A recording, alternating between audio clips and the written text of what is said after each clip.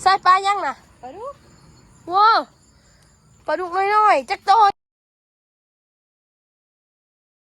หากะมาจะใส่หลังมาเป็นเรื่องหัวเมื่อกี้นี่เขาไปหาเจ้าซ้ำเทื่อแล้วเขาไปหาเจ้าซ่องเทื่อแหละมื้อนี้ยังบ่เห็นเจ้าซ่องเทื่อกับอันนี้แหละสบายดีเด้อสบายดีใส่ว่าเห็นทางเบาจันเพิ่นเอาตัวป้ามาส่งเมื่อกี้แม่นบ่ป้ายังปลาดุกโดยป้าพาไปเบิ่งแหน่ได้บ่โดยไปยิงปลาดุกเล่นๆเดี๋ยวไปเบิ่งปลาดึกปลาดึกไปเบิ่งปลาดุกทางน้องลังเพิ่นเอาไปใส่เกิบบ่หลังโดยสบายดีอีกเทื่อนึงเด้อทางน้องลังสบายดีโดยไปไม่ใช่ก็ได้เกิบเพราะว่าไปอาบน้ำโดยสิไปอาบน้ำบนได้สะไปเอ้าอันนี้เหยียบเลยเด้มุ้ยเหยียบน้ำโปรตีนเนาะสะไปย่างนี่ลายอยู่จักโตลายอยู่ประมาณจักโตประมาณ200ปลายประมาณนั้นนะทางบอยจันว่าเมื่อกี้นี่ไปยินอยู่เขาก็อยู่พุ่นพี่เนาะนี่โอ้เหม็นแล้วเนาะนำนี่เนาะ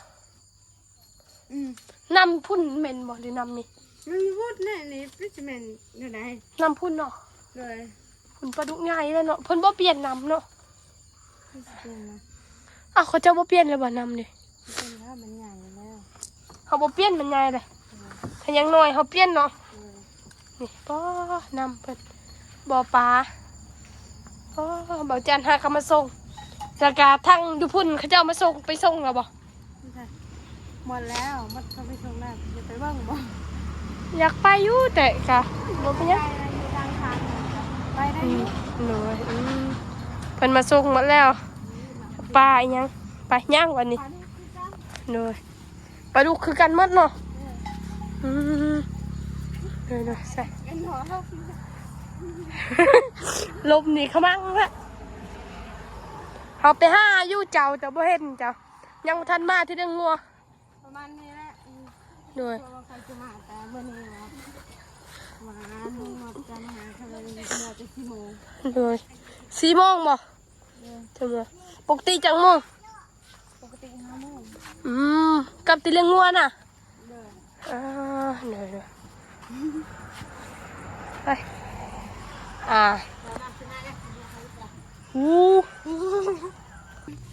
ทางน้องลังคน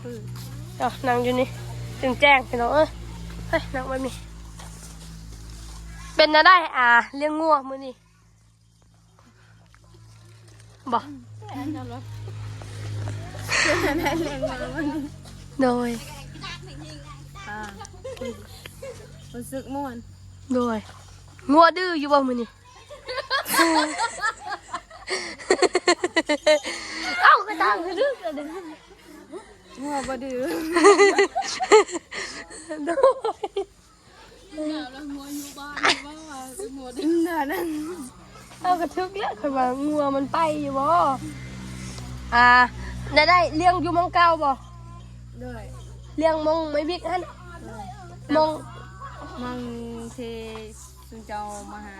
บ่ได้เลี้ยงไกลกว่านั้นอีกเลี้ยงมองเขาไปตอนนั้นเนาะกับพ่อเขาตอนนั้นด้วยเนาะคือว่าแหละไปเลี้ยงงัวกับไก่เนาะบ่มีมองนั่งนั่นนี่ทรมานนี่ลีนั่งอยู่เหือนสบายเนาะนั่งอยู่นี่ก็ได้เนาะใช่นั่งมองนี่ก็ได้คอยบ่มีมองสินั่งเด้นั่งอยู่นี่โอเคแบบนี้เปิ้นก่อนบ่เป็นยังเปื้อนก็เปื้อนคอยยังสิซักอยู่แล้วส่งเขาก็ได้ก็มากับสาวเพชรเนาะก็ส่งเทื่อแหละมาหาเจ้าก็บ่เห็นเนาะคุณทางสาวเพชรแดกองไปหาเพิ่นกันโดยมีแต่ผู้ใส่สิ้นมื้อนี้เนาะใส่สิ้นก็สิอาบน้ำสมัยเก่าเขาใส่สิ้นนี่แหละสมัยโบราณใส่สิ้นผู้สาวใส่สิ้นเนาะคอยบ่มักใส่ได้สิ้น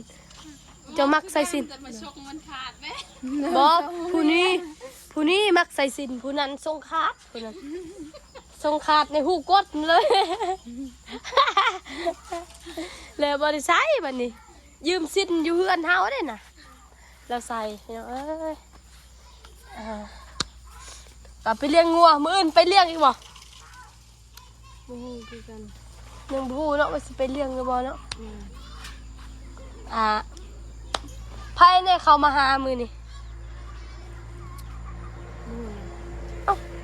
รู้ซื้อแล้วบ่ต้องถามเลยซื้อก็รู้ ไผมาแต่เช้าน่ะ จำได้อยู่แต่ว่าสองคนน่ะเคยจำบ่ได้แล้ว บ่าวจัน อาจารย์ก็เคยจำได้อยู่แต่ เอ ว่า อเบาไล่เบาบุญมันป้าเบาไล่เด้อชื่อเราเบาไล่สายลุยบาบุญบ้านป่าบาบุญบ้านป่าพูดบอกชื่อเลยบอกไพ่เนี่ยมาหาลุงนวดแล้วก็ไพ่ เบาบุญตาม เบาไล่ อันกับ ผู้เตี้ยๆนะเตี้ยๆคือบาตูนค่ะ อันกับตาเหลียวตามันนิดหน่อย ตาหน่อย ตามันแบบนี่ ๆเบิ่งเอาเด้อเบาไล่เด้อแล้วจมควันเจ้าได้นั้นแล้วเผาเจ้าเด้อ เขาพูดชื่อนะเขาก็เลยว่าตาเขาเป็นอันนี้ว่าตาบอยากกระบาตาบอยาก เอ้าเบาไล่เราเบิ่งคลิปอยู่เลยนะเราเสียใจเด้อเราเบิ่งคลิปเขา เรา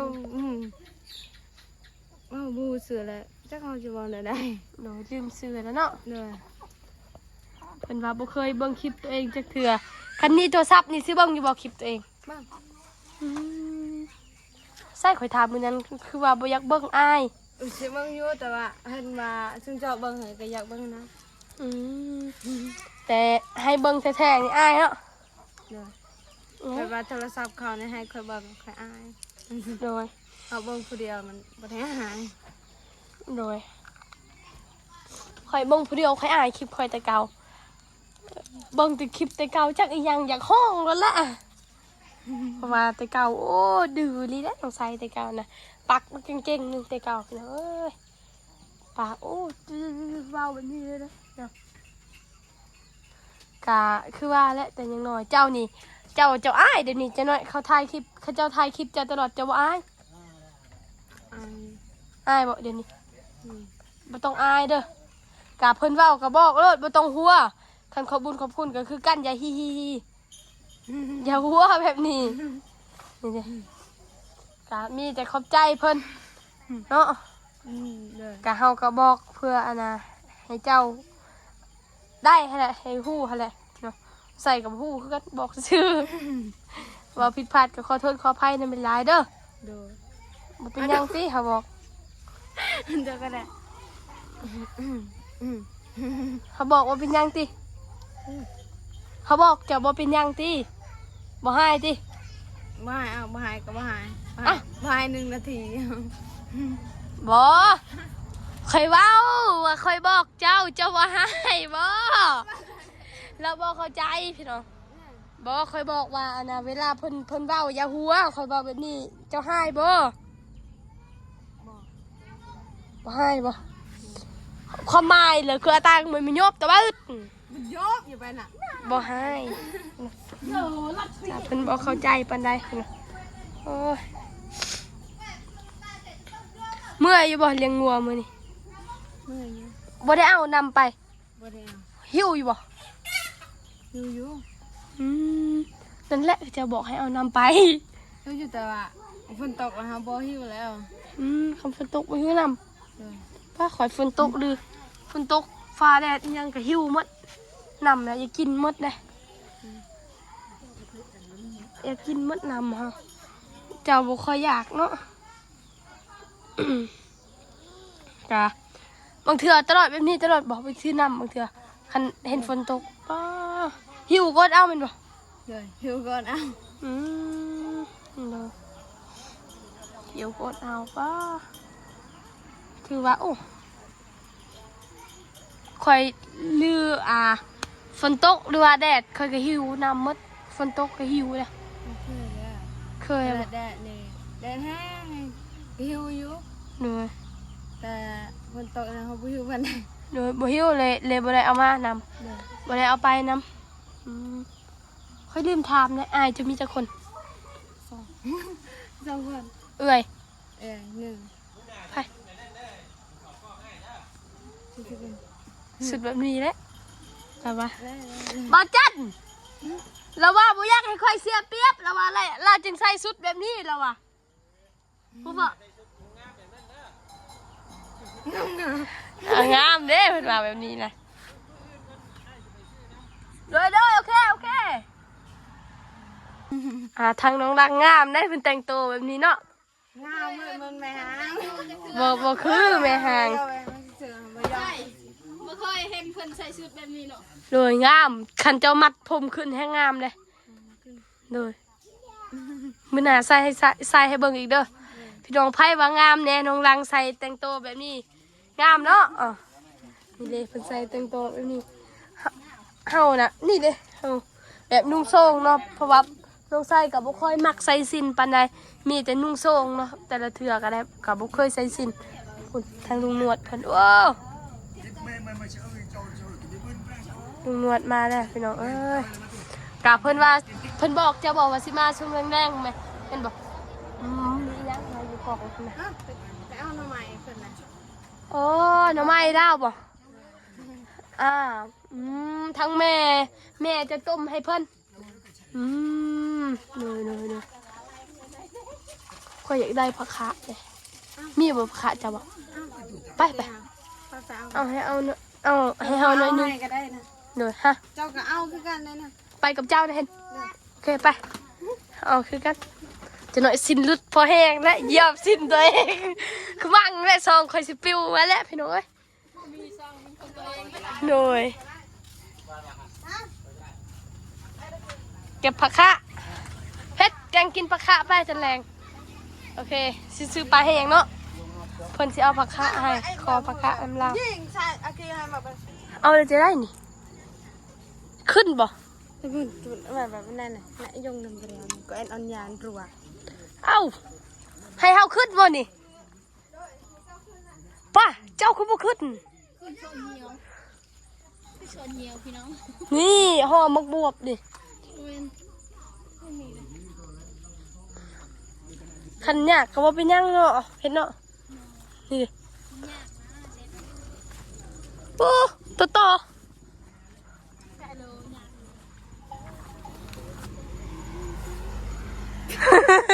บ้าน้องรักห้องเพลงพี่น้องเอ้ยครั้งแรกได้ฟังน้องรักห้องเพลงนี่ไป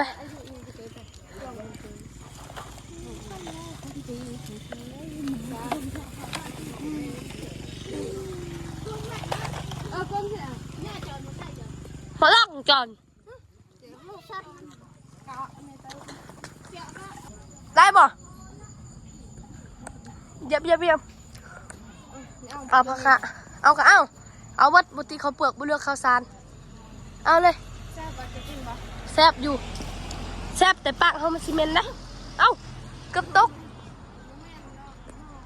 ป้าดิกตักไป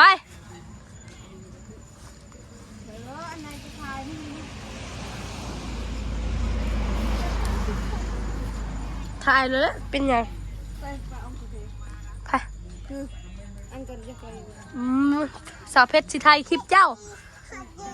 เราสิไทยเอาลงสตรอเบอรี่ อันนั้นสตอรี่ โดยบ่ยอกซื้อนี่พี่น้องเก็บแม่สาวเพชร เก็บนะอย่าเอานะ เก็บอย่าเอานะ อย่าอย่า เก็บอย่าเอานะเว้าอย่างแบบนั้นนะ เพราะว่าจะเหมือนจะเป็นตัว เอาขึ้น ถ้าอยากต้องเอา ไปทางใดจะได้มุดไป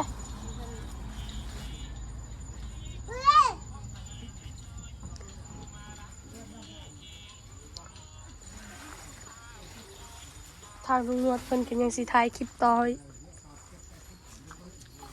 การเลิกก็ละก็เนี่ย โดยไปเอาบ่ได้แล้วก็บ่เป็นหยังลง เอาลักบกเรายานบก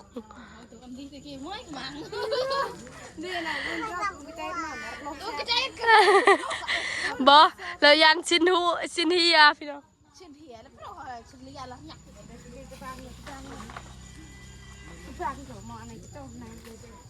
อันไหนดูเรามาแต่ชอบกาวรัวคือเราที่เราแต่เนี่ยอายก็ดังกาว เนาะนี่พี่น้องปลาค่ะพอแล้วเนาะซ้ำนี้วะเดี๋ยวเอาอีกวะ บัวขอให้ไม่ได้ซะบุมีอะไรบุมีเงินเราบุมีเงินเลยบุมีเกือบใส่พี่น้อง น้องลังบ่มีเกือบใส่แม่จู่